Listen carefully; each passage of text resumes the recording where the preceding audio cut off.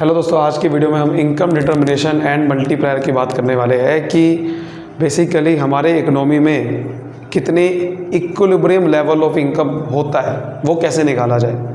हमारे कंट्री के अंदर कितना एम्प्लॉयमेंट, कितने इनकम होनी चाहिए वो कैसे निकालते हैं, और मल्टीप्लायर क्या होता है, ये चैप्टर उस चीज़ का है। तो बेसिकली आज की जो मैं वीडियो होगी वो सिर्फ मैं आप बात होगा कि इक्विलिब्रियम लेवल कैसे निकालते हैं, determination of equilibrium level.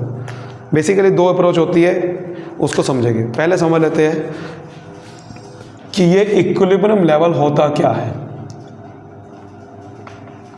Equilibrium का मतलब होता है एक ऐसी स्टेट जो बिल्कुल परफेक्ट स्टेज है, जिसको हम चेंज नहीं करना चाहता कोई भी। आपने 11th क्लास में कई सारे इक्विलिब्रियम पढ़ा, consumer equilibrium, producer equilibrium. Equilibrium का मतलब क्या होता है कि जो हम चेंज नहीं करना चाहते, हम हमेशा वो ही चाहते हैं। तो ऐसे ही हमारे इकोनॉमी में भी एक इक्विलिब्रियम लेवल होता है। वो कैसे आता है? आपने एडी के बारे में पढ़ा, आपने एएस के बारे में पढ़ा पिछले चैप्टर में। एडी का मतलब क्या था? Aggregate demand. एएस का मतलब क्या था? Aggregate supply.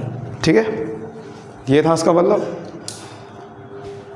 ये दोनों ऐसी चीज़ है जिससे इक्विलिब्रियम निकलता है। एग्रीगेट डिमांड, कितना लोग डिमांड करना चाहते हैं, कितना लोग सामान खरीदना चाहते हैं। एग्रीगेट सप्लाई मतलब कितना सामान बेचना चाहते हैं। अगर ये दोनों आपस में बराबर आ जाए, इसका मतलब हो जाएगा कि इसका मतलब लोग जितना सामान खरीदना चाहते हैं उतना ही सामान हमारी इकोनॉमी में है। तो इसका मतलब हमारी इकोनॉमी इक्विलिब्रियम लेवल पे आ गई। तो ना तो सामान की शॉर्टेज है, ना सामान ज़्यादा है मेरे पास। तो ये जब बराबर आ जाता है तब इक्विलिब्रियम आता है। इसका मतलब जितना सामान हमारी इकोनॉमी में है उतना ही लोग डिमांड कर रहे हैं, तब कोई दिक्कत नहीं है। दिक्कत तब है जब सामान बहुत कम है बट डिमांड ज़्यादा हो रही है, या सामान बहुत ज़्यादा पड़ा है, डिमांड बहुत कम हो रही है। तो ये नहीं होना चाहिए। इक्विलिब्रियम आता है एडीएएस से। तो पहली अप्रोच यही है। पहली अप्रोच का नाम है एडीएएस अप्रोच। इक्विलिब्रियम निकालने की पहली अप्रोच क्या है? ADAS approach. अब दूसरी अप्रोच, एक दूसरी अप्रोच भी है, वो यहीं से निकली है, वो कोई अलग नहीं है, वो भी यहीं से निकली है। वो क्या होता है? जैसे आपको पता है एडी एएस के बराबर होता है। एडी कैसे निकलता है? सी प्लस आई।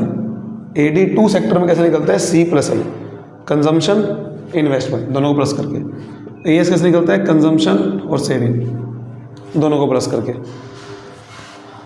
सी से सी कट गया, इसका मतलब इन्वेस्टमेंट सेविंग इक्वल आ गया। तो दूसरी अप्रोच का नाम पड़ गया कि जब सेविंग इन्वेस्टमेंट के बराबर आ जाएगा तब भी इक्विलिब्रियम आ जाएगा। क्योंकि एडी एएस जब बराबर होते हैं तो इसका मतलब सेविंग इन्वेस्टमेंट भी बराबर हो जाएगी। तो जब इसका मतलब अगर सेविंग और इन्वेस्टमेंट दोनों बराबर आ जाएगी तब भी इक्विलिब्रियम आ जाएगा। तो ये भी एक दूसरी अप्रोच का नाम पड़ गया। दूसरी अप्रोच का नाम है सेविंग इन्वेस्टमेंट अप्रोच। तो अगर दूसरी अप्रोच कोई अलग अप्रोच नहीं है, ये यहीं से निकली हुई अप्रोच है। तब दोनों के अप्रोच को समझते हैं, शेड्यूल बनाते हैं, डायग्राम बनाते हैं। ADAS approach. एडीएएस अप्रोच देखो, एडीएएस अप्रोच क्या कहते हैं? अभी मैंने क्या बताया, जब एडीएएस के बराबर आ जाता है तो इसका मतलब हमारे देश में सामान उतना ही है जितना लोग खरीदना चाहते हैं। इसका पहले शेड्यूल बनाते हैं, समझते हैं। सबसे पहले लिखते हैं एम्प्लॉयमेंट। अब आप कहोगे एम्प्लॉयमेंट कहाँ से आ गया? एम्प्लॉयमेंट बेसिकली रोजगार। देखिए, रोजगार तो तभी मिलेगा ना जब सामान सही से बनेगा। सामान जितना बनता है उस हिसाब से रोजगार ही मिलता है लोगों को, क्योंकि प्रोडक्शन होती है, सामान बन रहा है अगर इकोनॉमी में तो रोजगार मिल रहा है। सामान अगर बनना बंद हो गया तो हम काम का करेंगे। मतलब कि अगर आप कोई बिजनेस चल क्यों रहा है, अगर आप जॉब करोगे, जॉब कैसे मिलेगी आपको? जॉब तभी मिलेगी ना जब कंपनी काम करेगी, कंपनी कोई प्रोडक्ट बनाएगी। कंपनी प्रोडक्ट बनाएगी नहीं तो आपको काम ही नहीं मिलेगा। तो एम्प्लॉयमेंट भी साथ में लिखना पड़ेगा आपको कि भाई, क्योंकि अगर आपने ये निकाल दिया ना कि देश में एडीएएस कहाँ बराबर आ रहा है, तो आपको ये भी समझ में आ जाएगा कि देश में रोजगार कितना होना चाहिए। तो एम्प्लॉयमेंट लिखना है, उसके बाद लिखना है इनकम। ठीक है, इसको वाई बोलते हैं। फिर आपको लिखना है कंजम्पशन, इसको सी बोलते हैं।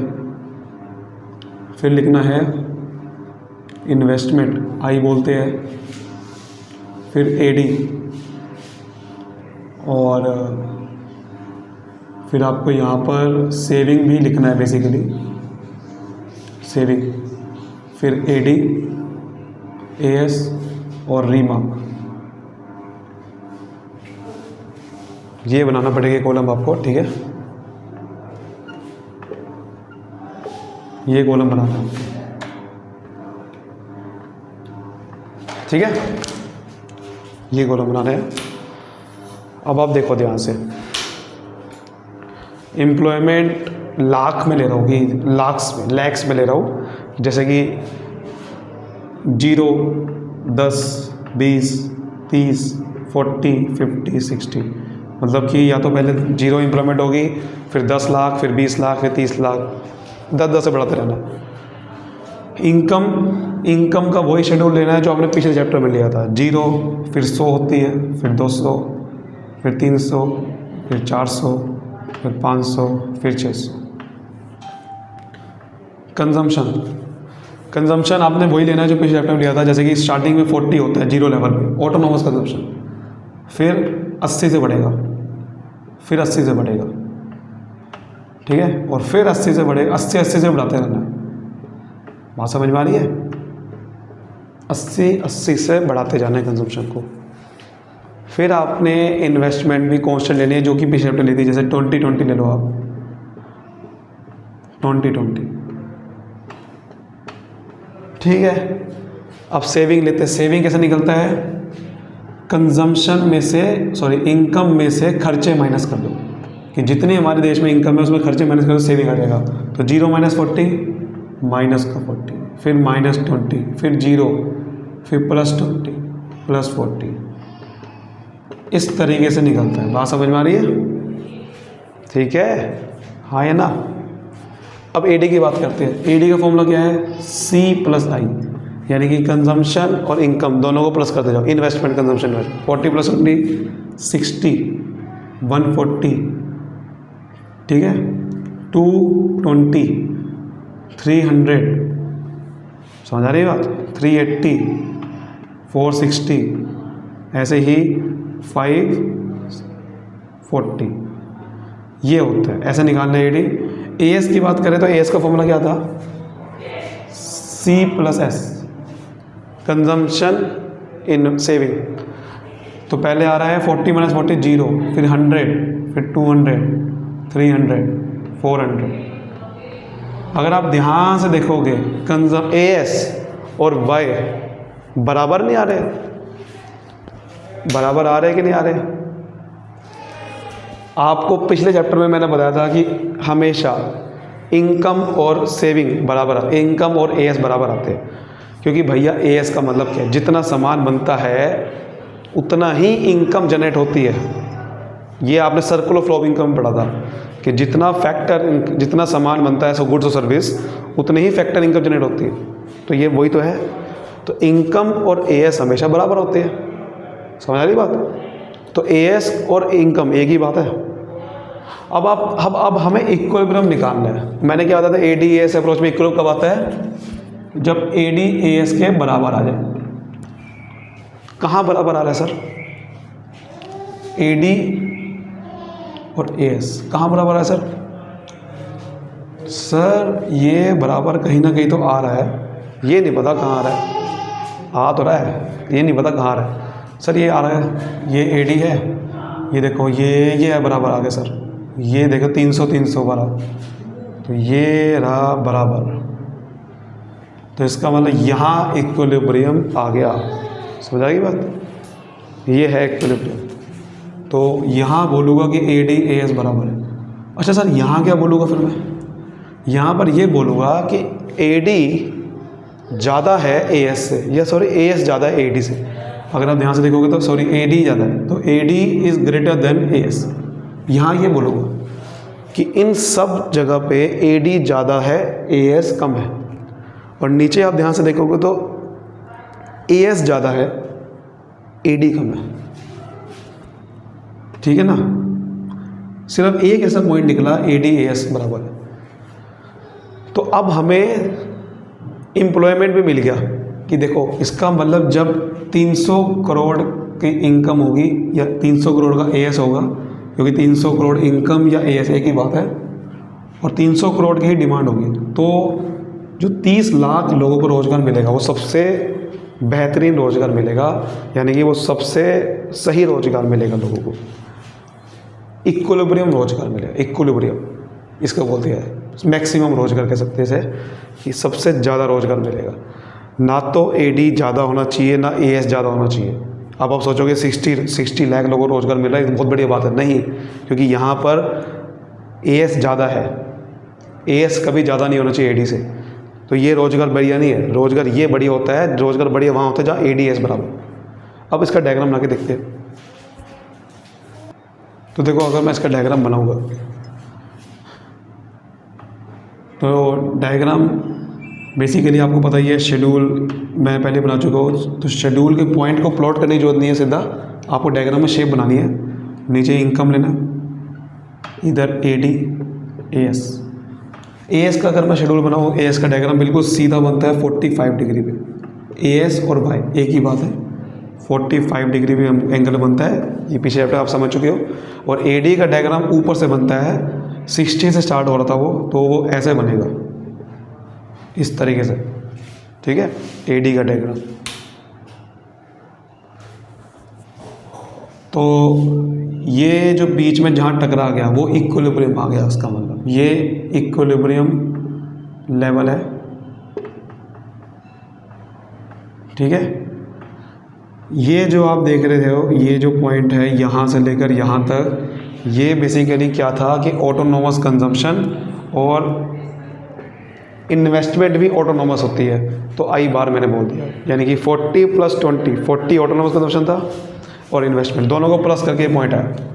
इसको ना हम इसको बोल देते हैं ऑटोनोमस, ये A bar, C bar plus I बार को बोल देते हैं IA बार, ठीक है, A बार बोल देते हैं ऑटोनोमस कंजम्पशन, ठीक है, ऑटोनोमस खर्चे, ऑटोनोमस एक्सपेंडिचर बोल सकते हैं इसे आप, कि आपने इस पर भी खर्चा किया, इस पर भी खर्चा किया, तो वो A बार से डिनोट कर सकते हैं इसे आप सीधा, A बार ऑटोनोमस एक्सपेंडिचर, जिसमें C बार भी आ गया, I बार भी आ गया।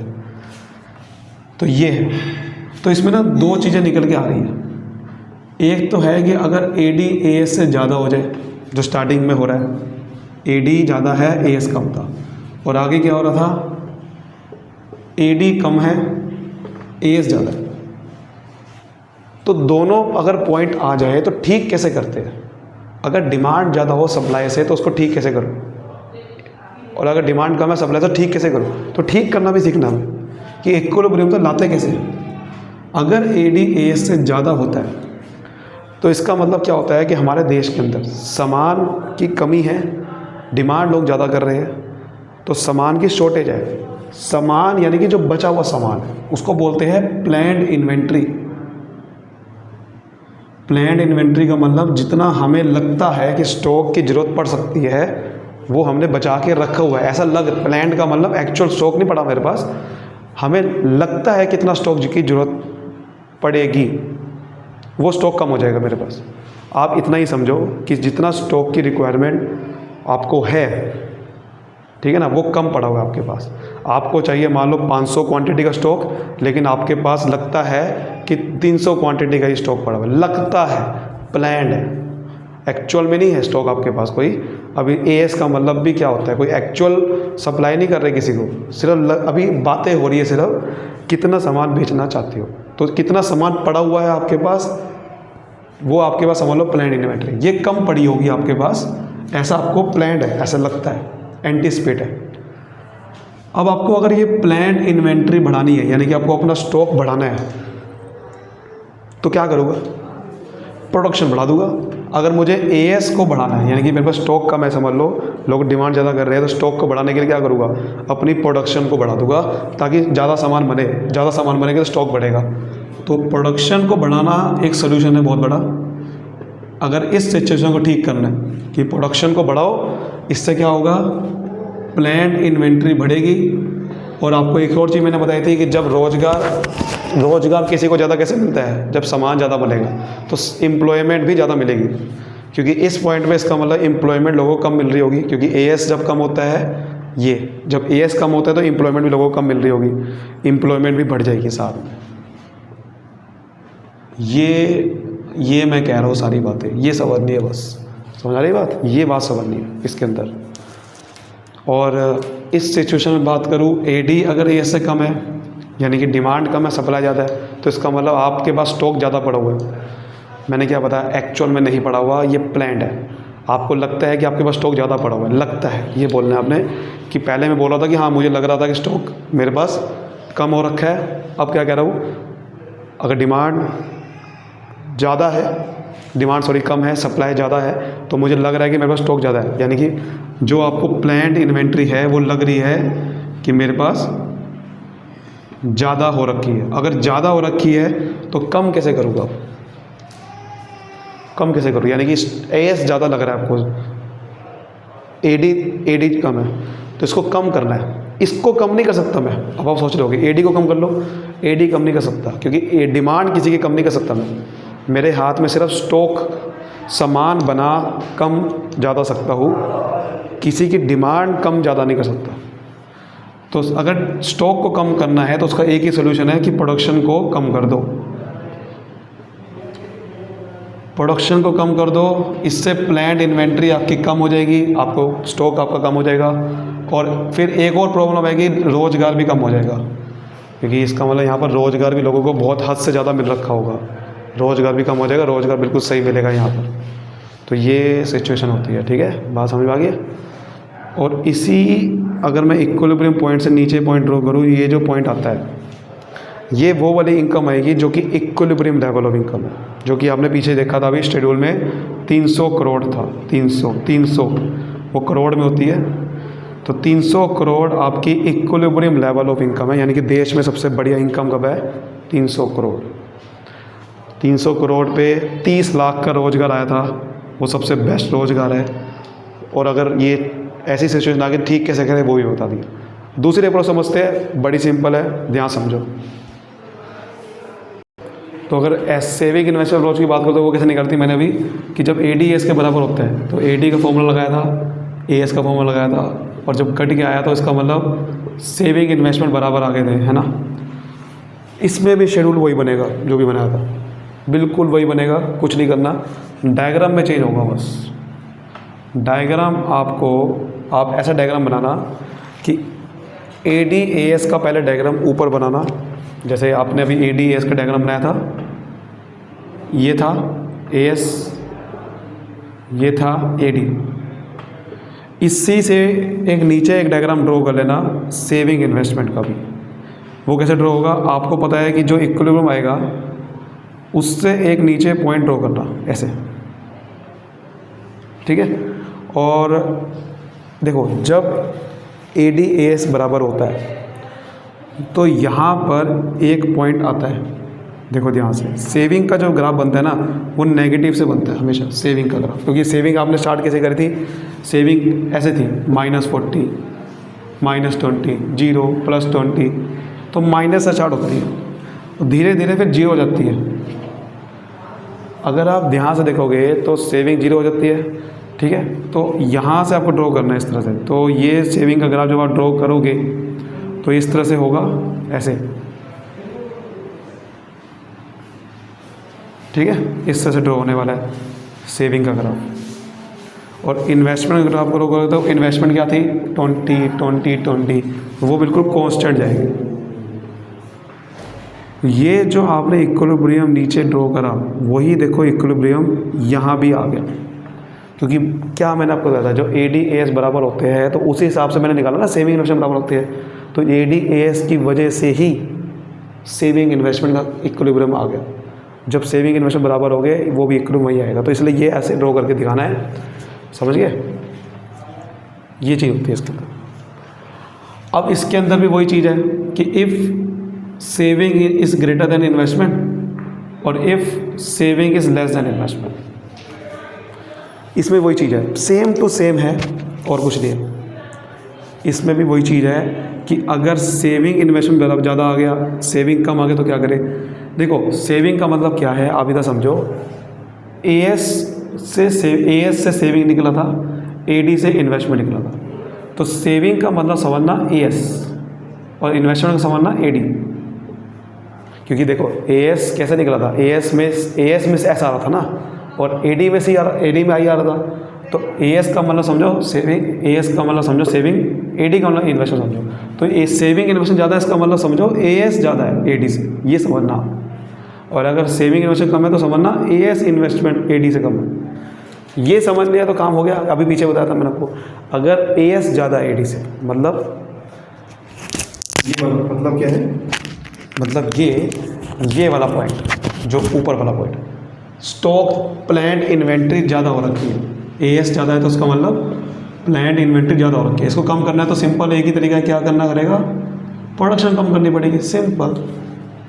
और अगर एएस कम है यानी कि एएस कम है तो नीचे वाला पॉइंट, यानी कि एएस कम है तो मतलब सेविंग कम है, तो हमने क्या करा, इसका मतलब प्लांट इन्वेंट्री मेरे पास कम हो रखी है तो हमें बढ़ानी है तो क्या करना पड़ेगा, सिंपल प्रोडक्शन बढ़ानी पड़ेगी। तो यही तो मैं कह रहा हूँ, इसमें कोई करना है क्या बताओ, ऐसे करना होगा, ऐसे समझना होता है। उम्मीद करता हूँ आपको पूरा अच्छे समझ में आ गया होगा। वीडियो को अभी के अभी लाइक करिए, सब्सक्राइब करिए चैनल को। थैंक यू सो मच, मिलते हैं अगली वीडियो में, बाय बाय, थैंक यू।